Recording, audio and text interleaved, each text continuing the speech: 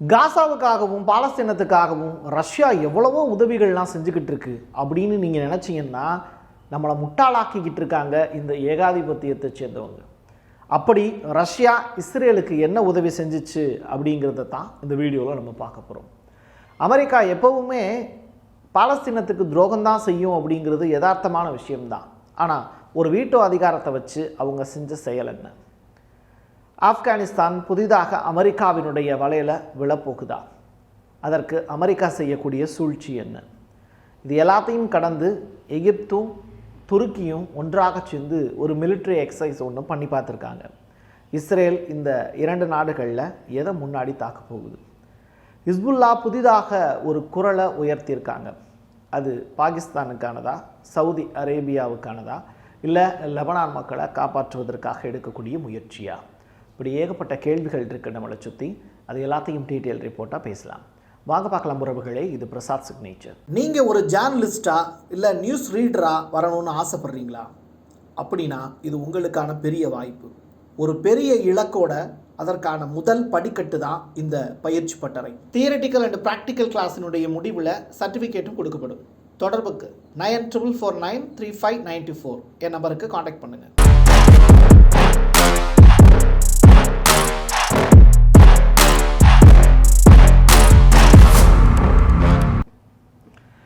காசாவில் எப்போ போர் நிறுத்தம் வரும் அப்படின்னு எல்லாரும் எதிர்பார்த்துக்கிட்டு இருக்கக்கூடிய இந்த சூழ்நிலையில் அதுக்கு தடையாக நிற்கிறதே அமெரிக்கா தான். யுஎன்எஸ்சியில் புதிதாக போடப்பட்டிருக்கக்கூடிய அந்த ரெசல்யூஷன் அதை தடுத்து நிறுத்தி இருக்கு அமெரிக்கா.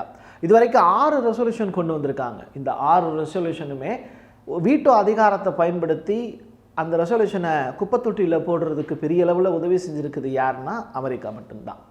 உலகத்தில் போர் இல்லாத ஒரு சூழலை உருவாக்கணும், நோபல் பரிசு வேணும் அப்படின்னு ஆசைப்படக்கூடிய ட்ரம்ப் அவர்கள் இப்போ இந்த போரை நிறுத்திடுவாரான்னு கேட்டால் அவருடைய பெரிய எதிர்பார்ப்பு, அவருக்கு தேவையான விஷயங்கிறது காசாவில் இருக்கக்கூடிய அந்த எண்ணெய் வளம். அது வேணும் அப்படிங்கிறதுக்காக அந்த மக்களை துரத்தி அடிக்கிறதுக்கான எல்லா வேலையும் அவர் செஞ்சுக்கிட்டு இருக்காரு. அதற்கு யூதர்களுடைய துணையையும் அவர் நாடியிருக்கார். இதான் யதார்த்தமான உண்மை. இப்படிப்பட்ட நிலையில் யுஎன்எஸ்சியில் அந்த ரெசல்யூஷன் குப்பத்தொட்டிக்கு போயிடுச்சுல, இதற்கு கண்டனம் தெரிவிச்சிருக்காங்க சைனா. ஸோ சைனாவினுடைய இந்த எதிர்ப்பு அப்படிங்கிறது ரொம்ப பெரிய அளவில் பேசுபொருளாக மாறி இருக்குது. இன்றைக்கி வேர்ல்டு வைடாக இருக்கக்கூடிய எல்லா பத்திரிகைகள்லையுமே அந்த குப்பத்தொட்டிக்கு போன அந்த ரெசல்யூஷன் பற்றி தான் பேசிக்கிட்டு இருக்காங்க. ஒரு காலகட்டத்தில் வெறும் 700 ஆண்டுகள் வரலாறு இருக்கக்கூடிய அந்த அமெரிக்கா இன்றைக்கி அடுத்த 100 ஆண்டுகள் இல்லை 1000 ஆண்டுகளுக்கு என்ன நடக்கணும் காசாவில் அப்படிங்கிறத அவங்க இன்றைக்கி டிசைன் பண்ணிக்கிட்டு இருக்காங்க. இதுதான் அந்த சர்வாதிகார கூட்டத்துக்கு இருக்கக்கூடிய மிகப்பெரிய சக்தி. வெஸ்ட் பேங்குக்கும் இந்த ஜோர்டான் அப்படிங்கிற நாட்டுக்கும் இடையில ஒரு இம்பார்ட்டண்டான ஒரு பிளேஸ், அந்த பிளேஸில் வச்சு ஒரு துப்பாக்கிச்சூடு நடத்தியிருக்காங்க. இந்த துப்பாக்கிச்சூடு அப்படிங்கிறதுல 2 IDF வீரர்கள் இறந்து போயிருக்காங்க. இது எப்படி நடந்தது அப்படிங்கிறத யோசிக்கிறதுக்குள்ள இஸ்ரேலை சேர்ந்த 2 IDF வீரர்களை இழந்து தவிக்கிறது இஸ்ரேல் இராணுவம். இதற்கு நிறைய நாடுகள் கண்டனம் தெரிவிக்கிறாங்க. பட் வேர்ல்டு வைடாக இருக்கக்கூடிய தலைவர்கள் தினந்தோறும் ஆயிரக்கணக்கான மக்கள் காசாவில் இறந்து போயிட்டுருக்காங்க. அதை பற்றி கண்டனம் தெரிவிக்கிறாங்களா, அதற்கு குரல் கொடுக்குறாங்களா அப்படின்னு கேட்டால் 1:1000 அந்த அளவுக்கு தான் இவங்களுடைய பார்வை இருக்குது. அதாவது ஒரு IDF வீரர்கள் இறந்து போகிறது ஒன்று தான், 1000 பாலஸ்தீனியர்கள் இறந்து போகிறது ஒன்று தான். அந்த அளவிற்கு தான் ஒரு யூதனுடைய உயிர் 1000 பாலஸ்தீனியர்களுக்கு சமமானது போல்.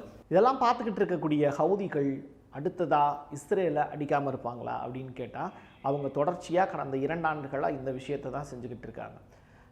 இப்போ கூடுதலாக எல்லாட் அப்படின்னு சொல்லிட்டு ஒரு ஹோட்டல், அந்த ஹோட்டல் மேலே அட்டாக் நடத்தியிருக்காங்க. இதில் ஜெருசலேம் அதோடு சேர்த்து டெலவி உள்ளிட்ட நகரங்கள் எல்லாத்துலேயுமே சைரன் ஒலி கேட்டுக்கிட்டே இருக்கு. இதை நம்ம தமிழ்நாட்டில் இருந்து தந்தி டிவின்னு சொல்லிட்டு ஒரு சேனல், அவங்க நேரடியாக அங்கே போயிருந்தாங்க, நிறையா ரிப்போர்ட்டை ஃபைல் பண்ணியிருந்தாங்க. இங்கே இருக்கும்போது உண்மை பேசுகிறவங்க அங்கே போனதற்கு பிறகு நிறையா பொய்களை சொல்லியிருந்தாங்க. இஸ்ரேல் இராணுவம் செய்யக்கூடிய செயல்களை புகழ்ந்து பேச வேண்டிய ஒரு துர்பாக்கியமான ஒரு நிலைக்கு தந்தி டிவி தள்ளப்பட்டது. இதெல்லாம் நீங்கள் செய்திகளை பார்த்துக்கிட்டு இருக்கக்கூடியவங்களுக்கு நன்றாகவே புரியும். ஸோ தொடர்ச்சியாக அங்கே இருக்கக்கூடிய எல்லாட் அப்படிங்கிற அந்த ஹோட்டல் மீது நடத்தி இருக்கக்கூடிய தாக்குதலுக்கு இஸ்ரேல் கடும் கண்டனம் தெரிவிச்சிருக்காங்க. ஹவுதிகள் மீது தொடர்ச்சியாக அவங்க அட்டாக்கும் நடத்திக்கிட்டு இருக்காங்க. பாகிஸ்தானுடைய டிஃபென்ஸ் மினிஸ்டர் ஆசிஃப் இந்த ஆப்ரேஷன் சிந்தூரில் இருந்து இந்திய மக்களுக்கு ரொம்ப அறியப்பட்ட ஒரு பெயர் யாருன்னா இந்த ஆசிஃப் அப்படிங்கிற நபர் தான். இப்போ அவர் என்ன சொல்லியிருக்காரு, சவுதி அரேபியா அப்படிங்கிற நாட்டுக்கு அணுசக்தி திறன்களை நாங்கள் கடத்த போகிறோம், அதாவது கொடுக்க போகிறோம் அப்படின்னு சொல்லியிருக்காரு. பாகிஸ்தானும் சவுதி அரேபியாவும் இடையில ஒரு ஒப்பந்தம் ஒன்று போட்டுக்கிட்டாங்க. அது இந்தியாவுக்கு ஒரு நெகட்டிவாக இருக்குமா அப்படின்னு கேட்டால் கண்டிப்பாக இருக்கும். பாகிஸ்தான் இப்போ அமெரிக்காவோடு உறவோடு இருந்தாங்கன்னா சரி, நமக்கு நிச்சயமாக பாதிப்பை ஏற்படுத்தும். அதே மாதிரி தான் சவுதி அரேபியா அப்படிங்கிற நாடு காசு கொட்டக்கூடிய நாடு. அப்படிப்பட்டவங்க இந்தியா பக்கம் இல்லாமல் இப்போ பாகிஸ்தான் பக்கம் சாஞ்சிருக்காங்க அப்படிங்கிறது கொஞ்சம் இந்தியர்களுக்கு ஒரு பேக் ஃபயர் தான். துருக்கிங்கிற நாடும் எகிப்து அப்படிங்கிற நாடும் எப்போவுமே காசாவுக்கு பக்கபலமாக இருக்கக்கூடிய நாடுகள் அப்படின்னு நம்ம நினச்சோன்னா நம்ம தான் முட்டாள். எகிப்து தன்னுடைய நிலப்பரப்புக்குள்ளே மக்களை விடமாட்டேன் அப்படின்னு சொல்லி ரஃபாவு அந்த எல்லை பகுதியில் ஒரு பெரிய கேட்டு போட்டு நிப்பாட்டியிருக்காங்க. இதனால் காசாவை சேர்ந்த மக்கள் வெளியில் தப்பிச்சு ஓடக்கூட முடியாது. அந்த ஒரு பெரிய கிணத்துக்குள்ளேயே அவங்களுடைய வாழ்க்கை முடிஞ்சிடும். காசாவினுடைய அந்த எல்லையோர பகுதிகளை மொத்தமாக நீங்கள் கால்குலேட் பண்ணிங்கன்னா ஒரு பெரிய கிணறு மாதிரி தான் இருக்கும். ஸோ அப்படிப்பட்ட அந்த இடத்துல இருந்து மக்கள் தப்பிக்கிறதுக்கான எந்த ஒரு வாய்ப்புமே இல்லை. ஸோ அடுத்ததாக இஸ்ரேல் என்ன செய்கிறாங்க, நாடு பிடிக்கக்கூடிய ஆசையில் கிரேட்டர் இஸ்ரேலை ஃபார்ம் பண்ணணும் அப்படிங்கிற அவங்களுடைய இலக்கை சாத்தியப்படுத்துறதுக்கு ஃபஸ்ட்டு துருக்கியா இல்லை எகிப்தா, இந்த கேள்விகளை அவங்களுக்குள்ளேயே கேட்டு யாரை அடிக்கலாம் அப்படிங்கிறத முடிவு பண்ணுவாங்க. ஸோ துருக்கியினுடைய அதிபர் எர்டகன் ஆகட்டும், எகிப்தினுடைய அதிபர் எல்சிசி ஆகட்டும், இந்த 2 பேருமே சேர்ந்து ஒரு மிலிட்ரி எக்ஸசைஸ் ஒன்று பிளான் பண்ணியிருக்காங்க. எகிப்து ரொம்ப சாதாரணமான ஒரு ஆட்களாக எடுத்துக்க முடியாது. ஃபிலாடெல்ஃபியா காரிடார் அப்படின்னு சொல்லிட்டு ஒரு 7 கிலோமீட்டருக்கு காசாவில் இருக்கக்கூடிய நிலப்பகுதியை இப்போ தான் ஜஸ்ட் ஒரு 1 மந்த்துக்கு முன்னாடி விட்டு கொடுத்தாங்க. யார் விட்டு இடத்த யாரடா விட்டு கொடுக்குறது அப்படின்னு அந்த ஊரில் இருக்கக்கூடிய மக்கள் கண்டிப்பாக கேட்டிருப்பாங்க. ஆனால் இஸ்ரேலுக்கு அதை எழுதி கொடுத்துருக்காங்க எகிப்து. இப்படி தொடர்ச்சியாக இஸ்ரேலுக்கு நல்லது செய்யக்கூடிய எகிப்தை ஃபஸ்ட்டு அட்டாக் பண்ண போகிறாங்களா அப்படிங்கிற ஒரு கேள்வி. இன்னொரு பக்கம் துருக்கியினுடைய அதிபர் எர்டகன், இவர் நேட்டோவில் அங்கத்தினராக இருக்கக்கூடிய நாடு. துருக்கியினுடைய அதிபர் எர்டகன் கொஞ்சம் தந்திரசாலியும் கூட. அப்படிப்பட்டவர் அவரை அட்டாக் பண்ணுவாங்களா இஸ்ரேல் அப்படின்னு கேட்டால், நேட்டோவில் இருக்கக்கூடிய 32 நாடுகளுமே இஸ்ரேலுக்கு எதிராக வந்து நிற்கும். ஸோ இஸ்ரேலுடைய ஃபஸ்ட்டு சாய்ஸ் யாராக இருப்பா அப்படின்னா எகிப்தாக தான் இருக்கும். ஹிஸ்புல்லாவினுடைய பொதுச் செயலாளர் நைம் காசிம் அவர் இப்போது சவுதிக்கு பின்னாடி போய் ஒளிஞ்சுக்கிறதுக்கான முயற்சி எடுத்திருக்காரா அப்படிங்கிற கொஸ்டினை எழுப்ப வேண்டிய தேவை இருக்குது. காரணம் என்னென்னா, ஹிஸ்புல்லா சைடில் இருந்து அவங்களுடைய மிக முக்கியமான பாரம்பரிய சின்னங்கள் எல்லாமே இஸ்ரேலால் அழிக்கப்பட்டுருச்சு. இப்போதைக்கு லெபனானில் வெறும் தரைகள் மட்டும்தான் இருக்குது. மக்கள் வாழ்வதற்கு தேவையான வாய்ப்பு அப்படிங்கிறது இங்கே இல்லை. இப்படிப்பட்ட நிலையில் நைம் காசிம் அவர்கள் சொல்லக்கூடிய விஷயம், இஸ்லாமிய நாடுகள் ஒன்றுபடணும், சவுதி அரேபியா மாதிரியான பணக்கார நாடுகள் எங்களை மாதிரியான இஸ்லாமிக் கண்ட்ரீஸுக்கு வந்து உதவணும் அப்படிங்கிற ஒரு ரெக்வஸ்ட்டை கொடுத்துருக்கார். இவர் பேசி முடித்த கொஞ்ச நேரத்திலேயே லெபனானில் ஒரு 5 சிட்டிஸ் மேலே இஸ்ரேல் அட்டாக் நடத்துகிறாங்க. ஒரு 6 ஆயுத கிடங்குகள் மேலே தாக்குதலையும் நடத்துகிறாங்க. இதில் லெபனானில் இருக்கக்கூடிய ஹிஸ்புல்லா படை டோட்டலாக டேமேஜ் ஆகிருக்கு அப்படிங்கிற தகவல். அதோடு சேர்த்து லெபனானில் இருக்கக்கூடிய ஹிஸ்புல்லா அப்படிங்கிறது கொஞ்சம் கொஞ்சமாக முடக்கப்பட்டிருக்கு. அதுக்கான காரணம் என்ன அப்படிங்கிறத கொஞ்சம் நல்லா தேடி பார்த்தோம் அப்படின்னா, அந்த இடத்துல சிரியாவினுடைய பங்களிப்பு அப்படிங்கிறது எந்த அளவுக்கு முக்கியத்துவம் அப்படி வாய்ந்தது அப்படிங்கிறத நீங்கள் புரிஞ்சுக்க முடியும்.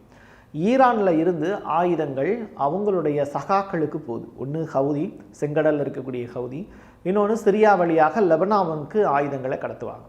இப்போது அந்த செயினை உடைக்கக்கூடிய வகையில் தான் சிரியாவில் இருக்கக்கூடிய அல்-அசாத் அப்படிங்கிற முன்னாள் அதிபர் கைது செய்யப்பட்டார். இல்லாட்டி திறந்தவெளி சிறையாக ரஷ்யாவில் உலா வந்துக்கிட்டு இருக்கார். அப்படிப்பட்ட அந்த நாட்டின் மீது ஒரு கரிசனம் யாருக்கு இருக்குது அப்படின்னா ரஷ்யாவுக்கு இருக்குது. நல்லா கால்குலேட் பண்ணி பார்த்தீங்கன்னா, ஒரு போர் நடந்துக்கிட்டு இருக்கக்கூடிய நிலையில் சிரியா மீது மக்கள் உள்நாட்டு கிளர்ச்சி ஏற்பட்டு அசாத் வெளியேறப்படக்கூடிய அந்த சூழ்நிலையில் ரஷ்ய படைகள் நினச்சிருந்தாங்கன்னா அந்த ஆசாத்துக்கு தேவையான பாதுகாப்பையும் கொடுத்து, ஹச்டிஎஸ் குழுவினுடைய தலைவர் யார், உசாமா பின்லேடனுடைய கூட இருந்தார், அவர் கைக்கு அது போகாமல் தடுத்து நிப்பாட்டி இருக்க முடியும். பட் அந்த டயத்தில் தன்னுடைய இராணுவம் எல்லாத்தையும் ரஷ்யா லிபியா பக்கம் திரும்பினாங்க. இந்த இடம்தான் ஒரு பெரிய கேள்வி எழுப்பியிருந்தது. இதுக்கு தீனி போடக்கூடிய வகையில் இப்போது பர்னியா அப்படிங்கிற இஸ்ரேலுடைய முன்னாள் முசாட் அதிகாரி ஒரு விஷயத்தை ஓப்பன் பண்ணியிருக்கார். ரஷ்யாவினுடைய துணையோடு தான் சிரியாவிலேயே ஆட்சி மாற்றம் நடந்தது. இஸ்ரேலுக்கு பெரிய அளவில் உதவி செய்தது ரஷ்ய அதிபர் புட்டின் அப்படின்னு போட்டு உடைக்கிறாங்க. கொஞ்ச நாளைக்கு முன்னாடி ஈரானில் ஒரு 12 நாள் போர் நடந்துச்சு. அந்த 12 நாள் போரில் டைரக்டாக ஈரானுடைய அணுசக்தி மையத்தின் மீது அமெரிக்காவினுடைய B2 பாம் வந்து மோதிச்சு. தரைக்கடியில் 200 மீட்டர் ஆழத்தில் இருக்கக்கூடிய ஒரு அணுசக்தி மையத்தின் மீது யுரேனியம் செறிவூட்டல் அப்படிப்பட்ட ஒரு டேஞ்சரான ஒரு பிளேஸில் கரெக்டாக பாயிண்ட் அவுட் பண்ணி அமெரிக்காவால் அடிக்க முடியுது. பட் காசாவில் ஹமாஸ் பூமிக்கு அடியில் சுரங்கங்கள் தோண்டியிருக்காங்க. பல கிலோமீட்டர் தூரத்துக்கு தோண்டியிருக்காங்க. அமெரிக்காவோட சேட்டலைட்டில் அந்த சுரங்கங்கள் எதுவும் கண்ணில் படாமல் இருக்குமா? யாருக்கு அதில் பூ சுற்றுறாங்க அப்படிங்கிறத மக்களாகிய நீங்கள் யோசிச்சு பாருங்கள். ஹமாஸை வளர்த்து விட்டது அமெரிக்கா. இப்போது ஹமாஸுக்கு எதிராக போர் பண்ணுறது இஸ்ரேலும் அமெரிக்காவினுடைய ஆயுதங்களும். ஈரானில் பர்டிகுலராக ஒரு இடத்த அட்டாக் பண்ண அமெரிக்காவால் ஹமாஸினுடைய சுரங்கங்கள் மட்டும் அவங்களுடைய சேட்டலைட்டில் கண்ணில் படாமல் இருக்குமா? தொடர்ச்சியாக இந்த போர் நடந்துக்கிட்டே இருக்கிறதுக்கான வாய்ப்பை ஏன் ஏற்படுத்தி கொடுக்குறாங்க?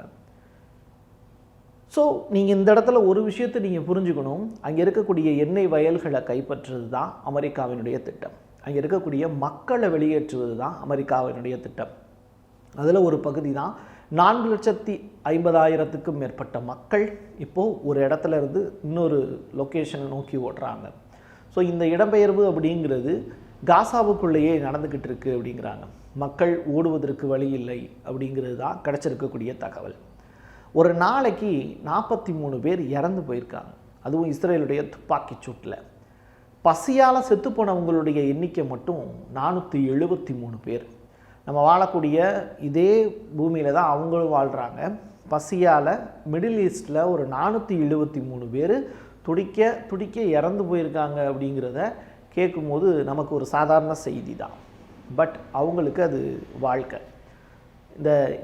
இந்த மாதிரியான ஒரு கிரிட்டிக்கலான சுச்சுவேஷனில் நம்ம என்ன செய்ய முடியும் அப்படின்னா, நம்ம கேட்கக்கூடிய உண்மையான தகவல்களை மக்களுக்கு தெரிகிற வகையில் ஷேர் பண்ண முடியும். அதுதான் நம்மளால் செய்ய முடிஞ்ச ஒரே ஆரோக்கியமான விஷயம். பாலஸ்தீன் அப்படிங்கிற தனி நாடு உருவாவதற்கான வாய்ப்பை இப்போ போர்ச்சுகல் ஏற்படுத்தியிருக்காங்க. போர்ச்சுகலும் இப்போது தனி சுதந்திர நாடு பாலஸ்தீனில் உருவாகணும் அப்படிங்கிறத இப்போது ரெக்வஸ்ட்டாக வச்சுருக்காங்க. ஸோ இது எல்லாத்தையும் கடந்து நீங்கள் ஒரு விஷயத்தை நல்லா யோசித்து பார்த்தா, ஆப்கானிஸ்தான் அப்படிங்கிற ஒரு நாடு, அந்த நாட்டின் மீது இப்போது அமெரிக்கா மறுபடியும் ஒரு பெரிய வார் ஒன்று தொடுக்கிறதுக்கான ஃபஸ்ட் இனிஷியல் ஸ்டேஜில் இருக்காங்க. அங்கே பக்ராம் அப்படின்னு சொல்லிட்டு ஒரு விமான நிலையம், அந்த விமான நிலையத்தை நாங்கள் கைப்பற்ற போகிறோம் அப்படிங்கிறது தான் அமெரிக்காவினுடைய முதல் கட்ட அறிவிப்பு. 2021க்கு பிறகு இந்த தாலிபான்களை வளர்த்து விட்ட அமெரிக்கா ஒரு குறிப்பிட்ட நாட்களுக்கு பிறகு தாலிபான்களே ஆட்சியாளர்களாக வந்து உட்கார்ந்ததற்கு பிறகு அந்த தாலிபான்களால் விரட்டி அடிக்கப்பட்டாங்க. அமெரிக்காவினுடைய ஆயுதங்களை திருப்பி கொடுங்க அப்படின்னு கேட்டப்போ கூட தாலிபான்கள் உன்னுடைய ஆயுதத்தை திருப்பிலாம் கொடுக்க முடியாதுன்னு அனுப்பிச்சி விட்டாங்க. ஸோ அமெரிக்க போர் வீரர்கள் வெறுங்கையை வீசிட்டு சொந்த நாட்டுக்கு போனாங்க. ஸோ அமெரிக்காவை சேர்ந்த இப்போதைய அதிபர் ட்ரம்ப்புக்கு நிச்சயமாக கோபம் இருக்கும். அதற்கு பழிவாங்கக்கூடிய வகையில் ஆப்கானிஸ்தானுடைய இந்த விமான நிலையத்தை முதல்ல கைப்பற்றணும் அப்படிங்கிற முடிவுக்கு வந்திருக்காங்க. சரி, ஆரம்பித்த இடத்துக்கு வரலாம். இந்த காசாவுக்கான போரில் ரொம்ப பாதிக்கப்படுறது யாருன்னா, வெளிநாடுகளில் தங்கி படிக்கக்கூடிய மாணவர்கள். அவங்களுடைய கல்விங்கிறதும் அவங்களுடைய உரிமையுங்கிறதும் பறிக்கப்பட்டிருக்கு. அல் ஜசீராவில் ஒரு 27 வயது பெண் அமெரிக்காவில் படிச்சுக்கிட்டு இருக்கிறவங்க, பாலஸ்தீனத்தை சேர்ந்தவங்க, ரொம்ப கண்ணீரோட சில வார்த்தைகளை பதிவு செஞ்சுருக்காங்க. எங்களுடைய உடைமைகள் திருடப்பட்டது, எங்களுடைய உணவுகள் திருடப்பட்டது, எங்களுடைய இயற்கை வளம் திருடப்பட்டது, எல்லாத்தையும் தாண்டி எங்களுடைய படிப்பறிவையும் திருடுவதற்கு முயற்சி செய்கிறார்கள் அப்படிங்கிறது தான் அவங்க சொல்லியிருக்கக்கூடிய விஷயம். அமெரிக்காவில் படிக்கக்கூடிய 400க்கும் மேற்பட்ட இந்த பாலஸ்தீனத்தை சேர்ந்த மாணவர்களை அமெரிக்காவை விட்டு வெளியேறணும் அப்படின்னு ட்ரம்ப் கொடுத்துருக்கக்கூடிய அந்த எச்சரிக்கை அறிவிப்பு தான் இந்த மாணவிய அல் ஜசீரா மாதிரியான செய்தி சேனல்களுக்கு இதை பேட்டியாக கொடுக்க வச்சுருக்கு. ஸோ பசியால் செத்துக்கிட்டு இருக்காங்க, அறிவுக்கண் திறப்பதற்கான வாய்ப்புகளையும் கொடுக்க மாட்டுறாங்க. ஸோ ஒரு ஏகாதிபத்தியத்துக்கு எதிராக நாடு பிடிக்கக்கூடிய ஆசையில் ஈடுபடக்கூடிய இஸ்ரேலுக்கு எதிராக பாலஸ்தீன மக்கள் வெற்றி பெறுவார்களா அப்படிங்கிற பெருத்த கேள்வி ஆச்சரியக்குறியாக மாறுமா? இல்லை அதனுடைய வரலாறு அப்படிங்கிறது வெறுமன இரத்தத்தாலேயே முடிக்கப்படுமா? பொறுத்திருந்து பார்க்கலாம். என் கையெழுத்தின் மக்களுக்கான உறவுகளே, மீண்டும் ஒரு பதிவில் சந்திப்போம். நன்றி, வணக்கம். நீங்கள் ஒரு ஜேர்னலிஸ்டா இல்லை நியூஸ் ரீடரா வரணும்னு ஆசைப்படுறீங்களா? அப்படின்னா இது உங்களுக்கான பெரிய வாய்ப்பு. ஒரு பெரிய இலக்கோட அதற்கான முதல் படிக்கட்டு தான் இந்த பயிற்சி பட்டறை. தியரிட்டிக்கல் அண்ட் ப்ராக்டிக்கல் கிளாஸினுடைய முடிவில் சர்டிஃபிகேட்டும் கொடுக்கப்படும். தொடர்புக்கு 94493594 என் நம்பருக்கு காண்டாக்ட் பண்ணுங்கள்.